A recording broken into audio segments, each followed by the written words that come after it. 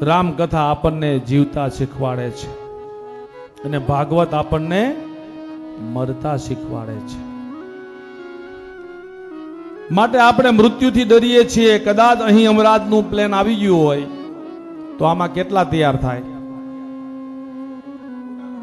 બસ વિચારજો. સંધ્યાનો સમય છે, બોલાવું છું, બેસવું પડશે બધાનો.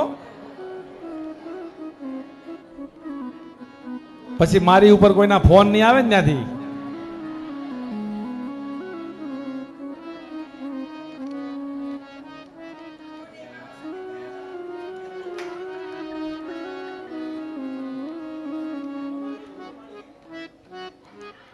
માટે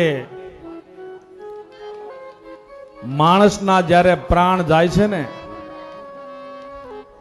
ત્યારે એટલા શરીરની અંદર એવી વેદના થાય છે ને, હજારો વીછી ડંખ મારતા હોય ને એવી વેદના થાય છે. આ મનુષ્ય દેહનો પ્રાણ ત્યારે છૂટે છે.